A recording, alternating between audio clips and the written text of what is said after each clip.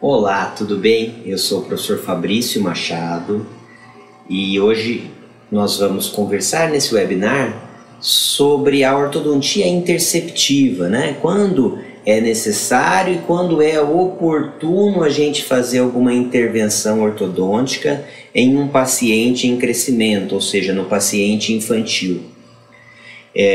A gente sabe que a ortodontia interceptiva, isso a gente aprende na graduação, né, com muita facilidade, porque é avaliar forma. Então, a gente sabe que algumas alterações na oclusão são problemas que precisam de uma correção, né?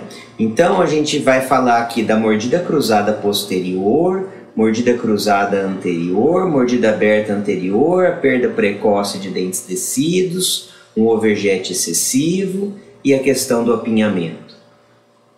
Então, no webinar de hoje, eu pretendo focar na correção da mordida cruzada posterior, né? Essas são necessidades nossas para a intervenção. Só que quando a gente trabalha com a ortodontia interceptiva no paciente infantil, a gente precisa fazer uma outra pergunta, né? Porque identificar necessidades de tratamento, identificar desvios da oclusão normal é relativamente fácil, é relativamente simples. Mas em ortodontia interceptiva, a gente também precisa saber da época do tratamento. Será que é oportuno eu fazer essa abordagem neste momento? Será que do ponto de vista de crescimento craniofacial, do ponto de vista do desenvolvimento da oclusão, essa minha abordagem ela vai ser efetiva, ela vai ter o melhor custo-benefício, né? Então, a ortodontia infantil hoje, ela busca responder, né? E a gente tem na literatura respostas para essas perguntas e que nos dão um embasamento para que a gente possa trabalhar com bastante tranquilidade, eu diria, né? Para definirmos épocas mais adequadas para tratamento, que atualmente nós chamamos de janelas de oportunidade, né? Então, a gente tem essas épocas onde a gente acha mais oportuno intervir, que existem vantagens da gente realizar, né, essa abordagem nesse período, tá? Então, se a gente pudesse, né, se perguntar e tivesse uma resposta geral, qual seria a melhor época para a gente iniciar um tratamento ortodôntico? Vejam que essa não é uma pergunta tão simples de responder, porque a gente não tem uma resposta para todas as más oclusões que seja igual, tá? Por isso que nós estamos gravando, né, esses webinars e a gente vai comentando, então, de uma oclusão por uma oclusão, quais seriam as épocas mais oportunas para que a gente possa fazer essa abordagem, né? E a gente sabe que a ortodontia ela é viável desde uma criança que ainda está na dentadura decídua, passando, né, pela infância, pela dentadura mista, pela adolescência, a idade adulta e até mesmo na melhor idade. A gente sabe que a ortodontia é uma opção de tratamento em todas essas faixas etárias. Mas se a gente pudesse eleger, né, para determinado tipo de má oclusão, qual é a época mais adequada para o tratamento? Bom, para a gente tentar responder essa pergunta, né, a gente precisa ter um referencial, né? E qual é o meu referencial? Né? A gente trabalha e todo mundo conhece muito, todo mundo fala sobre a idade cronológica, mas a gente tem também as idades biológicas. Então, a gente vai ter, né, quando a gente está trabalhando com ortodontia, a gente vai ter que utilizar alguns referenciais de idade cronológica, mas muito a gente vai se basear nas idades biológicas, tá?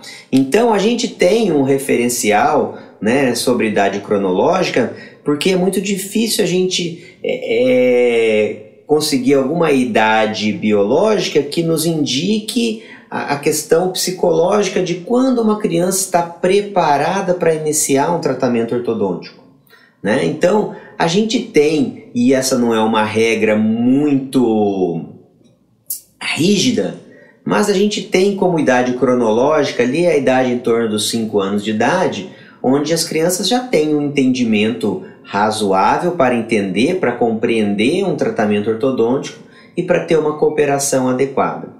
Eventualmente nós podemos atuar antes disso, mas a gente tem que ter muito cuidado para não exigir de uma criança que ainda não esteja preparada, né, para o tratamento, tá? E a gente utiliza com muita frequência, e vocês vão ver que eu vou dar esse referencial para vocês, né, da idade dentária. Por quê? Porque a gente consegue, né, dentro da curva do desenvolvimento da oclusão, encontrar as idades mais adequadas para o tratamento ortodôntico. Por quê?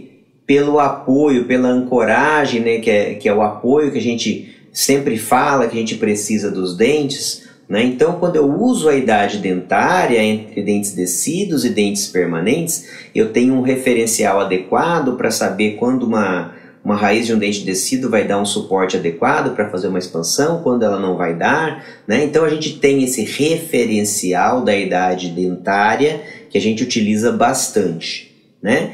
E para algumas correções ortopédicas, né, onde a gente deseja tentar influenciar de uma maneira mais eficaz, né, o crescimento esquelético, a gente utiliza da idade óssea e a gente pode fazer isso através, né, da radiografia de mão e punho para a gente avaliar essa idade óssea, ou mais atualmente pelas vértebras cervicais que a gente consegue observar na radiografia lateral de cabeça. Bom, como eu falei para vocês, né, a gente tem a idade dentária como um grande referencial para propor as épocas de tratamento. Então, a gente vai diferenciar a idade dentária, né, em alguns estágios da dentadura decídua, particularmente na dentadura mista, né, que é o que vocês estão vendo aqui, ó, né, nós temos dois estágios diferentes, né? Um estágio onde eu estou tendo trocas dos dentes anteriores, a gente vai chamar esse estágio de primeiro período transitório. Uma fase sem trocas, né, que a gente vai chamar de período intertransitório, e depois uma fase novamente com trocas, onde a gente está vendo aqui, né, troca de caninos e pré-molares, que a gente vai chamar de segundo período transitório. Tá? E aí depois, por fim, a dentadura permanente. Bom, na dentadura decídua, né, ela é uma fase que vai dos 6 meses de idade até por volta dos 6 anos. Vocês estão observando as trocas aqui, nessa simulação de uma radiografia panorâmica com os dentes, né, em erupção, em estágios ativos. A erupção aqui dos caninos, né, que vocês estão observando, e depois, ao final, a dos segundos molares descidos, que isso ocorre até por volta dos 2 anos e meio a 3 anos de idade. A gente tem a dentadura decídua completa.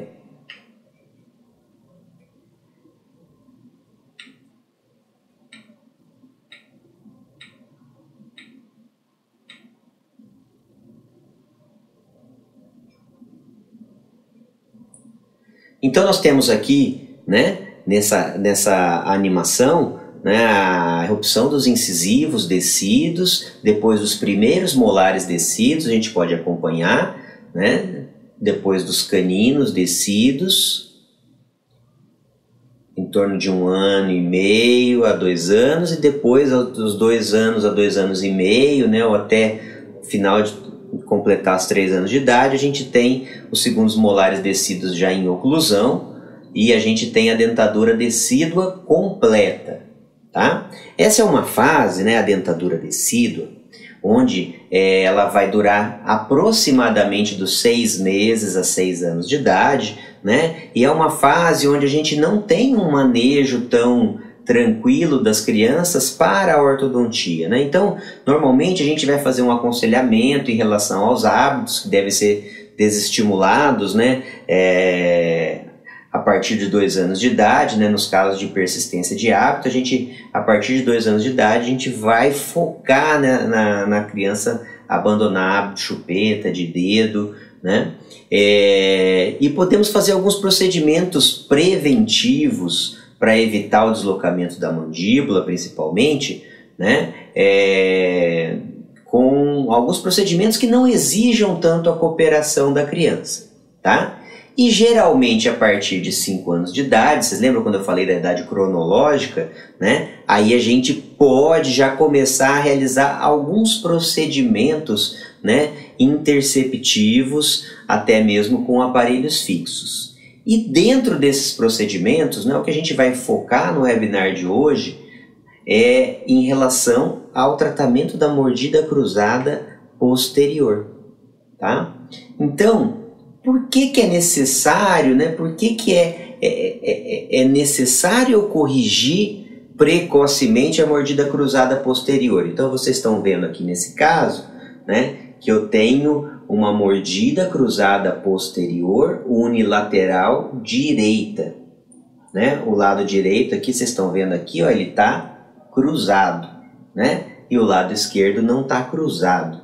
E por que será que é importante eu corrigir esse cruzamento da mordida? Bom, a gente precisa entender um pouco, né? Por que a mordida cruza dessa maneira? Né? De um lado fica cruzado e de um outro lado fica certo. Bom, a primeira coisa que a gente deve fazer quando a gente observa uma criança onde a gente tem a mordida cruzada posterior unilateral é manipular essa criança, tá? Por quê? Eu diria para vocês que em 99% dos casos a gente vai ter, né, uma mordida. Se a gente manipular esse paciente em RC, a gente vai ter uma mordida de topo bilateral, né? Então, vamos ver isso aqui, ó. Então, nós temos a mordida cruzada e se a gente conseguisse, né, observar lá os côndilos, a gente veria algo semelhante ao que vocês estão vendo aqui. O lado não cruzado, ó, veja que o côndilo está mais para baixo e mais para frente. E do lado cruzado, ele está mais alto e mais para trás, certo? Se a gente manipular o nosso paciente em relação cêntrica, o que vai acontecer? Ó, vamos ver. Então aqui eu faço a manipulação do paciente em relação cêntrica e vejam que eu tenho um toque no canino do lado direito. Mas vejam que a mordida está mais ou menos de topo dos dois lados. Eu tenho toque daquele lado, então esse toque, esse contato do canino deixa a mordida instável. Veja que os côndilos estão simétricos, mas a oclusão fica instável. Então o paciente vai escolher então um lado para que a mordida fique cruzada e o outro lado para que a mordida fique normal. E normalmente ele escolhe, né, esse cruzamento do lado onde ele tem o primeiro contato dos caninos, que é, nesse caso aqui, é o lado direito. E de novo vocês podem observar a assimetria entre os côndilos, né? Então, já há algum tempo a gente sabe, né, que esse cruzamento, esse desvio funcional da mandíbula para o cruzamento unilateral, ele pode levar, né, num paciente em crescimento a uma remodelação na articulação temporomandibular e, com o passar dos anos, se isso se mantiver, pode levar esse cruzamento, que atualmente é um cruzamento que a gente diria funcional, porque, ou seja, a gente manipula e a mordida vai para a RC ainda, para que isso fique de maneira permanente e crie, então, uma assimetria no crescimento mandibular. Então, essa é a razão para a gente fazer a correção da mordida cruzada posterior, certo? Antes dos 5 anos, a gente pode tentar, às vezes, algum desgaste, acréscimos de resina para tentar evitar esse deslocamento da mandíbula. Porém, a partir dos 5 anos de idade, né, que é quando eu comentei com vocês que as crianças já têm um entendimento bom, um entendimento razoável em relação à cooperação com o uso de dispositivos, né, ortodônticos, a gente já pode pensar. E no caso da expansão, né, a nossa preferência é por aparelhos fixos pela maior previsibilidade, né? eu vou tirar da equação aqui o fator cooperação. Além disso, né, a maneira que a gente faz essa expansão, ela é uma maneira rápida e eu consigo fazer uma disjunção da sutura. Então eu vou mostrar para vocês um caso bastante interessante, né? E bastante singular. Eram duas irmãs gêmeas, né? Então, em ortodontia, vocês vão ver, né, aqueles que desejarem se aprofundar, né, no ramo da ortodontia, uma das coisas que a gente faz é avaliar a face do paciente, né, para ver se a gente vê algum desvio na avaliação facial em relação ao crescimento dos ossos, né? Vejam que essas duas irmãs tinham uma face bastante agradável, tá? Apesar daqui o selamento tá um pouquinho estranho, porque ela não ficou com o lábio realmente em repouso.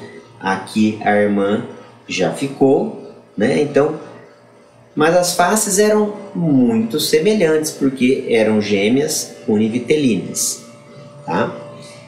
E a avaliação da radiografia panorâmica, a gente consegue perceber que elas estavam, né, na dentadura descida. A gente percebe, né, a presença de todos os dentes permanentes ali em diferentes estágios de erupção, né, mas muito semelhantes, né? Essa é uma característica dos gêmeos.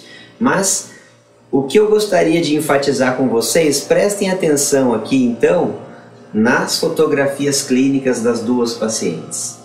Vejam a semelhança de maloclusão das duas pacientes. Mordida cruzada posterior unilateral direita, né? Vejam o cruzamento aqui, o desvio da linha média. Vocês lembram que eu falei, que eu mostrei, né? Que em todo mordida cruzada posterior unilateral, na grande maioria dos casos, a gente vai ter um desvio funcional da mandíbula, tá? Para o lado do cruzamento. Então a gente pode perceber aqui, ó, o desvio da linha média aqui e também aqui, ó, da mesma maneira, tá? A gente sempre avalia, né, sobre como a gente vai tratar o formato dos arcos, né? Então vejam, quando a gente olha a maxila das duas pacientes, a gente percebe que a maxila ela tinha um formato até relativamente bom, mas comparativamente com a mandíbula das duas pacientes, que era uma mandíbula bem larga, bem circular, né? A gente percebia que o formato do arco superior não estava compatível com o formato do arco inferior. Então, nós decidimos por fazer, né, uma correção da forma desse arco superior e assim, então, corrigir a mordida cruzada posterior unilateral. Bom, a maneira que a gente faz essa expansão, aqui vocês estão vendo, ó, né, o disjuntor de Haas, tá? É um aparelho muito simples na sua confecção e que traz resultados excepcionais, né? Veja aqui o aparelho cimentado e sem ativação, ó, prestem atenção aqui no parafuso, veja que ele está fechado ainda e olha desse lado, né? O parafuso já aberto, a expansão já realizada. Olhem, reparem na mudança do formato do arco dentário superior. E isso a gente consegue de 10 a 15 dias, a gente consegue essa alteração, esse resultado bastante significativo. Olha na irmã, né? O mesmo resultado, a mesma qualidade da expansão, né? Então, a expansão rápida da maxila é um procedimento que a gente utiliza com muita frequência, né? Por quê? Porque traz resultados excepcionais, né? Vejam no início E no final da ativação, veja que se passaram, né, para essa correção acontecer, de 10 a 15 dias, tá? E a oclusão está corrigida. Veja a linha média, ó, como a linha média já está corrigida, né? E aí, esse aparelho, ele faz, né, uma separação das metades maxilares. Eu vou mostrar isso daqui a pouquinho para vocês. Então, nós não podemos removê-lo após esses 15 dias, tá? Então, ele vai ficar no paciente por de 4 a 6 meses até que a gente tenha uma organização da sutura palatina mediana, para que a gente possa fazer então a remoção desse aparelho, tá? Então vejam que daqui, né, para cá, tá? A gente espera 4 meses pelo menos para que a gente possa fazer a remoção do disjuntor de Haas. E aí a paciente entra num acompanhamento, tá? Então vejam aqui, né? A paciente já com a mordida corrigida, tá? Linhas médias coincidentes. E agora ela já está no primeiro período, no período intertransitório, né? Aqui já romperam os 4 incisivos, tanto maxilares quanto mandibulares. E a paciente, né, tem uma oclusão de classe 1, bilateral, né, e a irmã também com a mesma relação molar. Bom, como a expansão rápida da maxila ela faz essa correção? Bom, eu vou sair um pouquinho da tela de vocês agora para que a gente possa exemplificar melhor. Tá? Então, a expansão rápida da maxila, ela tem 2 efeitos basicamente, tá? O primeiro efeito da expansão rápida é o que a gente chama de expansão efeito ortopédico. Ela vai promover, ó, vejam aqui, ela vai promover uma abertura da sutura palatina mediana. Esse é o efeito ortopédico, né? Então, se a gente colocar aqui, ó, isso em verde, né, essa abertura, essa ruptura da sutura palatina mediana para conseguir a expansão, é o que a gente chama de efeito ortopédico. E é isso que a gente deseja quando a gente faz a expansão, dar mais volume ósseo para a maxila, né? Mas esse não é o único efeito da expansão rápida da maxila. A gente tem associado um efeito também ortodôntico, que é a inclinação dos dentes de ancoragem, né, dos dentes de apoio para vestibular. Então, toda vez que a gente faz a expansão rápida da maxila, a gente tem esses 2 efeitos, o efeito ortodôntico e o efeito ortopédico, né? E os trabalhos mostraram, né, que o efeito ortodôntico ele traz algumas consequências para os dentes de ancoragem, né? Veja que a gente tem aqui, né, antes da expansão, uma cortical vestibular maior, né? Veja que a gente joga, né, os dentes para a cortical vestibular e isso pode trazer algumas implicações, né? Dentro dessas implicações, os trabalhos mostraram, né, esse é um deles, né, da professora Daniela Garibe, mostraram uma reabsorção dentária na face vestibular dos dentes de ancoragem. Então, essa reabsorção a gente não consegue visualizar nas radiografias convencionais, mas os trabalhos com tomografia mostraram que elas existem, né?